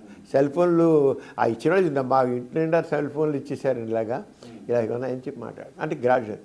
నేను ఇప్పుడు మీకు చెప్పాలంటే ఇప్పుడు నేను భారత ఎన్నికల కమిషన్ వాడు నేషనల్ ఎలక్షన్ కమిషన్ అని ఈ సంవత్సరం సూపర్ సీనియర్ సిటిజన్ ఐకాన్ కింద పేర్కొంది చేయమంది. నేను వెళ్ళిన చోట చెప్తే మన ఉదాహరణ నేను చాచోడికి వెళ్ళాను. అల్లు సీతారామ ట్రావెల్ ఏరియా వెళ్ళాను, అక్కడ మాట్లాడాను. మన ఎన్టీఆర్ జిల్లాలో ఒక తండాల దగ్గర వెళ్ళాను, వాళ్ళతో మాట్లాడుతూ అమ్మ చెప్పాము ఏదో ఓటు అంటే మీకు ఆయుధం, అది మీరు ఏటి వేసి మేము ప్రతివాడు కావాల్సిన తిండి కావాలి, బట్ట కావాలి, చదువు కావాలి, ఆరోగ్యం కావాలి, అన్నీ కావాలి. మీరు సరైన అభ్యర్థి ఎన్నుకొని వాళ్ళు అడగండి, పట్టుకోండి. డబ్బులు పుచ్చుకొని మాత్రం ఓటేసి మీకు అధికారం ఉండదండి. డబ్బులు పుచ్చుకొని ఏంటి అడుగుతూ ఉంటారు, డబ్బులు తీసుకోకండి అన్నాడు. అసలు ఒకసారి ఓటేసిన తర్వాత ఎవడు వచ్చి కనబడండి మా దగ్గరికి రాడు. మీరు చెప్పారు మేము డబ్బులు తీసుకుని మానేస్తాం ఓటేస్తాం కొన్ని వేసిన మళ్ళీ రాడు. ఇంకెందుకు అది వచ్చే కాస్త ఆ 1000-2000 వదులుకోవడం దేనికండి, ఆ బట్టలు వదులుకోవడం దేనికండి, ఎట్లా అని రాడు. మీరు చెప్పిన ప్రకారం నేను డబ్బులు పుచ్చుకుంటాం కానీ పుచ్చుకోవడం మానేస్తాం. వాడు రాడు, ఎట్లా అని రాడు. మీరు లాభం వచ్చిన దానికి మళ్ళీ ఎట్లా అని రాడు కదా, మేము పుచ్చుకుంటామండి తప్పేంటి అన్నాడు. ఇంకేం అది ఆన్సర్ లేదు. కానీ అయినా సరే చెప్పాను, లంచం పుచ్చుకోవడం తప్పు, లంచం ఇవ్వడం కూడా అంతే తప్పు. అలాగే మీరు మీకు అధికారం ఇవ్వాలి అనుకుంటున్నారు, మీకు అధికారం కోల్పోతున్నారు. ఓటు ఒక ఆయుధం, మీకు కాసం ఎందుకోవాలని చెప్తున్నాను. తిరుగుతాను. ఆంధ్రప్రదేశ్ ప్రభుత్వం వాలంటీర్స్ వ్యవస్థ ద్వారా ప్రతి గ్రామానికి చేస్తుంది. అది ఎప్పుడు మెచ్చుకుంటారు, అది మెచ్చుకుంటారు, బాగానే ఉంది, అది బాగానే ఉంది, అలా కూడా చెప్తున్నారు. కానీ ఇంకా వాళ్ళ కోరికలు చాలా ఉన్నాయి. వాళ్ళకి మాకు మంచినీళ్ళు రావట్లేదు, మా రోడ్లు సరిగా లేవు, మాకు ప్రయాణ సౌకర్యాలు లేవు, బస్సు లేదు. మారుమూల ప్రాంతాల వాళ్ళని ఇవే చెప్తున్నారు, ట్రైబల్ ఏరియా అంతే. అలాగే చదువుకున్న పట్టణాలు ఇంకండి, ఈ పట్టణాల్లో 55%, 65% ఓటింగ్ ఉంది. అక్కడైతే దాదాపు గ్రామీణ ప్రాంతాలు 80% ఓటేస్తున్నారు. ఇక్కడ వచ్చే 55%, 60% మాటలు చెప్పేవాళ్ళు కానీ ఓట్లు లేరు కదండి. సెక్స్ స్పెషలిస్ట్గా అందరికీ తెలుసు, సుపరిచితులు. అలాగే గోరా గారి కుమారులుగా నాస్తి కప్పని అలాగే ఈ బ్లాక్ మ్యాజిక్ వీటిపై కూడా మీరు చాలా సార్లు చేశారు, చాలా ఉద్యమం లాగా చేశారు. ఓకే, బాణవతి జాతర మీద మేము చేసి మీదకి ఎలా చేసాం, చాలా చేసాం. మీ గురించి అందరికీ తెలుసాను. కానీ నాకు నచ్చింది ఏంటంటే మీరు ఒక 20 యూట్యూబ్ ఛానల్స్ రన్ చేయడం అంటే ఈ జనరేషన్ లో నేను కూడా మొన్న ఈ మధ్య యూట్యూబ్ ఛానల్ స్టార్ట్ చేశాను. మీరేమో అప్పుడే 20 యూట్యూబ్ ఛానల్ స్టార్ట్ చేసి ఒక దాంట్లోనేమో 711K సబ్స్క్రైబర్స్ ఉన్నారు, ఇంకో దాంట్లో 75K సబ్స్క్రైబర్స్ ఉన్నారు. మెయిన్ మీ ఉన్న ఛానల్స్ పైన ఇలా మీకు ఎందుకు అనిపించింది మీరు యూట్యూబ్ ఛానల్ స్టార్ట్ చేయాలని చెప్పేసి? ఇప్పుడు మనం అది చెప్తే చేంజింగ్ టైం, చేంజింగ్ ట్రెండ్స్ అని వచ్చాడు కల్లా ఇప్పుడంతా సోషల్ మీడియా ఎక్కువ వచ్చేస్తుంది. దాన్ని మనం ఉపయోగించుకోవాలి. ఇప్పుడు మనం ఎప్పుడు కూడా మారుతుంది, దాని ప్రకారంగా మనం కూడా మారాలి, మనం కూడా దాన్ని తీసుకుని వెళ్ళాలండి. ఇప్పుడు చూస్తాం చాలా ఏజ్డ్ పర్సన్స్ ఉన్నారు, చాలామందికి సెల్ ఫోన్ ఉంటుంది, దాంట్లో వాట్సాప్ చూడడం తెలీదు, లేదా వాట్సాప్ పంపించడం తెలీదు, లేదా ఈమెయిల్స్ చూడడం పంపించడం తెలీదు, చూడడం తెలీదు, అలా ఉన్నారు. ఎంతో మారిపోయి చాలా ఫాస్ట్గా డెవలప్ అయిపోతానండి. ఇంత దాన్ని మాత్రం ప్రతివాళ్ళు ఆ డెవలప్ అవుతున్నట్టు దాంతో సైన్స్తో పాటు ఆ యుగంతో పాటు మనం కూడా వెళ్ళాలి, ఎదగాలి తప్పకుండా. అందుకే నేను మా ఎథిక్స్ సెంటర్లో నా ఫిబ్రవరి 28న గోరా టెక్నో హబ్ అని పెట్టాను. దాంట్లో లేటెస్ట్ డెవలపింగ్ టెక్నాలజీని అంతా చెప్పారు, తెలియాలి ప్రతి వాళ్ళకని. మీరు రోబోట్ టెక్నాలజీ వచ్చేస్తుంది, నానో టెక్నాలజీ, క్వాంటమ్ టెక్నాలజీ వచ్చేసింది, తర్వాత ఆర్టిఫిషియల్ ఇంటెలిజెన్స్ వచ్చేసింది, డ్రోన్స్ వచ్చేసింది, ఇలా ఎన్ని ఎంత మంది అవన్నీ పెట్టాను. అవన్నీ మొత్తం కాబట్టి మంది చేస్తున్నాం. మన కలెక్టర్గా చేత ఇనాగ్రేట్ చేయించాను. ఆయన వర్కింగ్ మోడల్స్ పెడుతున్నాను. నేను ప్రతి వాళ్ళు చదువుకున్న ఎవరైనా బతుకోవచ్చు కాదు. కానీ డెవలపింగ్ సైన్స్ని ఎందుకంటే సైన్స్ ఏమైనా ఇప్పుడు మనం నడిపించేదంట, సైంటిఫిక్ నాలెడ్జ్ కావాలి, సైంటిఫిక్ టెక్నాలజీ కావాలి. నేను మాత్రం ఆ విషయంలో మాత్రం ఇది ఏదైతే పురోగమిస్తుందో దాన్ని మనం తప్పకుండా తీసుకోవాలి. ఆస్తిక ఎథీస్ట్ సెంటర్ కింద కేవలం ఎథీజం మీదేనా లేక మిగతా చాలా ఉన్నాయి, అది చాలా న్యూస్ ఉన్నాయి. ఇక్కడ మహిళలకి స్వయం ఉపాధి నేర్పించడం చాలా ఉన్నాయి. కొంచెం వాటి గురించి కొంచెం ఇప్పుడు ఎథిక్స్ సెంటర్ ద్వారా మేము చాలా కార్యక్రమం చేస్తున్నామండి. ఇక్కడ గోరా సైన్స్ సెంటర్ ఉంది. ఈ గోరా సైన్స్ సెంటర్ సైన్స్ సంబంధించినవన్నీ ప్రోగ్రామ్స్ చేస్తున్నాం. తర్వాత వాసవి మహిళా మండలి ఉంది, దాని ద్వారా ఉమెన్ అండ్ చైల్డ్ వెల్ఫేర్కి సంబంధించి యాక్టివిటీస్ చాలా చేస్తున్నాం. ఆజంతా మండలి ఉంది, గ్రామీణ ప్రాంతాల్లో డెవలప్మెంట్ ప్రోగ్రామ్స్ చేస్తున్నాం. సంస్కార్ అని ఉంది, సంస్కార్ ద్వారా క్రిమినల్ రిహాబిలిటేషను, సోషల్ రిఫార్మ్స్ ఇవన్నీ చేస్తున్నాం. అలాగే వాసవి నమ్మరసి ఉంది, హెల్త్ సర్వీస్ అని చేస్తున్నాం. ఇలా రకరకాల యాక్టివిటీస్ ఇవేదే కాదు, అలాగే ఎన్నో సోషల్ రిఫార్మ్స్ కార్యక్రమాలు చేస్తున్నాం. తల్లో కూడా పని చేసుకొని చేస్తున్నాము. అలా యాక్టివిటీస్, అలా పేపర్లు ఉన్నాయి, పుస్తకాలు ఉన్నాయి, అవన్నీ చేస్తున్నారు. వచ్చే ప్రభుత్వానికి మీ సేవలు మరింత మీ నివేదిక అందిస్తారని, వాటి ద్వారా ఆంధ్రప్రదేశ్లో వైద్య విప్లవం వస్తుందని ఆశిద్దాము. అలాగే మీ అథీస్ట్ సెంటర్ ద్వారా మీ మార్గం నడిచి మరికొంతమంది అథీస్టులుగా మారతారని, సైంటిఫిక్ టెంపర్మెంట్ జీవితాన్ని గడుపుతారని ఆశిద్దాం సార్. నమస్తే అండి.